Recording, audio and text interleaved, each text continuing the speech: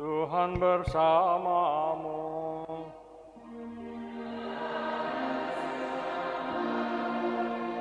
Inilah Injil suci menurut Lukas.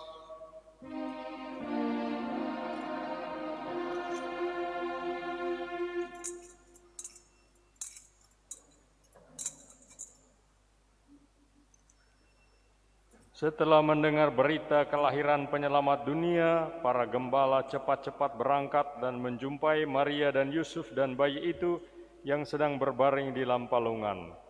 Dan ketika mereka melihatnya, mereka memberitahukan apa yang telah dikatakan kepada mereka tentang anak itu. Dan semua orang yang mendengarnya heran tentang apa yang dikatakan gembala-gembala itu kepada mereka. Tetapi Maria menyimpan segala perkara itu di dalam hatinya dan merenungkannya. Maka kembalilah gembala-gembala itu sambil memuji dan memuliakan Allah, karena segala sesuatu yang mereka dengar dan mereka lihat, semuanya sesuai dengan apa yang telah dikatakan kepada mereka. Dan ketika genap 8 hari dan ia harus disunatkan, ia diberi nama Yesus, yaitu nama yang disebut oleh malaikat sebelum ia dikandung ibunya. Demikianlah Injil Tuhan. Terpujilah Kristus. Selamat pagi saudara sekalian, selamat tahun baru. Kita ada dalam tahun yang baru. Mulailah bersama Tuhan, berhentilah bersama Tuhan, kata pepatah. 1 tahun yang baru kini terbentang di hadapan kita. Pandangan semua orang terarah ke masa depan, apa yang akan kita alami dalam tahun yang akan datang. Kita mengandalkan berkat Tuhan. Berkat Aaron ini sudah berumur lebih dari 3.000 tahun, tapi maknanya masih tetap aktual. Tuhan memberkati engkau dan melindungi engkau. Tuhan menyinari engkau dengan wajah-Nya dan memberi engkau kasih karunia. Tuhan menghadapkan wajah-Nya kepadamu dan memberi engkau damai sejahtera. Saudara sekalian, hari ini juga kita merayakan Maria sebagai Bunda Allah. Gereja memberikan Maria sebagai rekan seperjalanan kita di tahun yang baru ini. Liturgi kita mengajak untuk mensyukuri peranan Bunda Maria yang mendapat gelar sebagai Bunda Allah. Karena itu, pekan liturgi pakai warna biru yang merupakan warna Maria, dan diperkenankan oleh gereja untuk membuat warna liturgi hari ini karena ada hubungan dengan Maria, warna biru. Jawabannya pada malaikat, aku ini hamba Tuhan, terjadi padaku menurut perkataanmu, membuat Maria sempurna, menyediakan diri dipakai oleh Allah dalam karya keselamatan untuk semua bangsa. Perayaan Ekaristi pada tahun baru ini dapat pula merupakan jawaban kesanggupan kita menempuh perjalanan waktu dengan penuh tanggung jawab sebagaimana Bunda Maria. Saudara sekalian, umat beriman yang saya hormati, kekasih-kekasih dalam Kristus, tahun baru kini dimulai, tahun 2022. Kita memasuki tahun baru ini mungkin dengan rasa tidak pasti, sebab masa depan kita belum pasti. Kita menghadapi tahun baru ini sebagai labirin yang di dalamnya ada pelbagai macam ruangan dan lorong gelap yang menyesatkan. Ada pepatah yang mengatakan, semua yang ada di dunia ini tidak pasti, cuma Tuhan saja yang pasti. Sebab itu dapat terjadi bahwa kita merasa cemas. Kita bertanya dalam hati, apakah saya akan menjalani tahun baru ini sampai hari terakhir?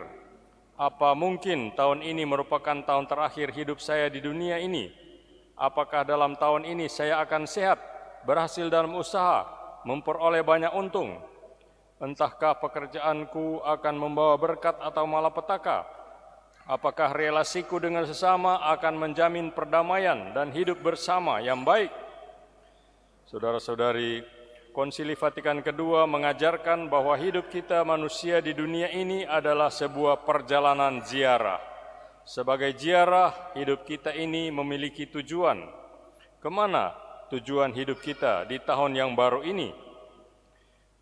Saudara sekalian, pada abad ke-19 di Inggris, seorang dokter, David Livingstone, menyatakan mau ke Afrika sebagai misionaris sukarelawan.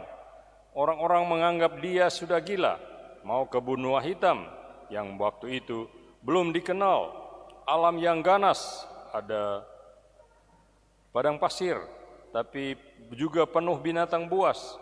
Penduduknya masih primitif, masih makan orang, masih merebus orang. Ketika hendak berangkat, orang bertanya kepadanya, "Anda mau kemana?"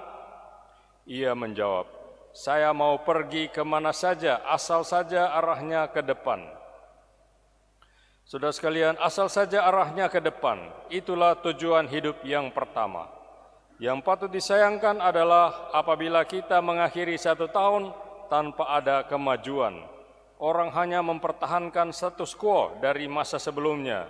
Secara konkret berarti bahwa kita menjalankan tugas yang sama tanpa ada bentuk baru yang kreatif. Kita mencapai hasil yang sama tanpa ada ketambahan dalam jumlah dan kualitas.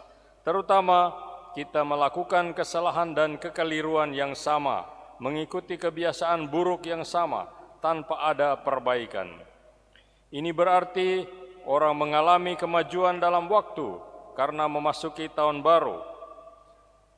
Hebat bahwa kita boleh diperkenankan Tuhan menginjakkan kaki di tahun yang baru. Tapi hidupnya sebenarnya tidak mengalami kemajuan. Semoga tahun baru mendorong kita untuk maju ke depan dalam hidup. Seperti Dr. David Livingstone, kita mau mengerjakan apa saja dalam tahun baru ini, asal saja arahnya ke depan, asal saja membawa kemajuan, membawa kebaikan, lebih menguntungkan banyak orang, semakin membahagiakan banyak pihak. Saudara sekalian, tujuan hidup yang kedua bersikap altruistis. Mata air menjadi sumber air karena dia memberi hidup kepada makhluk lain. Hakikat hidupnya adalah keluar dari diri supaya menjadi berguna bagi makhluk lain. Katanya, sebuah sumur kalau tidak pernah ditimba, maka sumur itu jadi kering.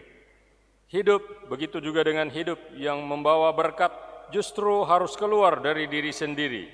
Hidup yang mau berguna bagi banyak orang, harus mengorbankan kepentingan diri. Hidup yang bermakna adalah hidup yang menghidupkan orang lain. Mari kita memulai pengembaraan kita pada awal tahun baru ini dengan orientasi hidup yang lebih altruistis. Dalam Markus pasal 8 ayat 35, Yesus berkata, "Karena siapa yang mau menyelamatkan nyawanya akan kehilangan nyawanya. Tetapi barang siapa kehilangan nyawanya karena aku dan karena Injil, ia akan menyelamatkannya." Saudara sekalian, tujuan hidup yang ketiga mengarahkan hidup ke atas. Apa arti suatu hidup kalau hanya berakhir di dunia ini? Awal tahun baru kiranya mengantar kita kepada pemahaman akan perspektif abadi dari hidup ini. Awal tahun kiranya menyadarkan kita akan hidup baru yang akan datang. Dalam perspektif keabadian ini, kita dapat melihat segala sesuatu, segala pengalaman dan tingkah laku kita dalam proporsi yang tepat. Dalam perspektif keabadian ini, kita dapat memberi penilaian yang tepat dan benar. Sebab itu, lihatlah jauh melampaui cahaya fajar, lihatlah melampaui horizon. Semoga Tuhan dan kepentingannya merajai hati dan budi kita sepanjang tahun baru ini. Gereja memberikan Maria sebagai rekan perjalanan kita sepanjang tahun baru yang ini. Semoga demikian, amin.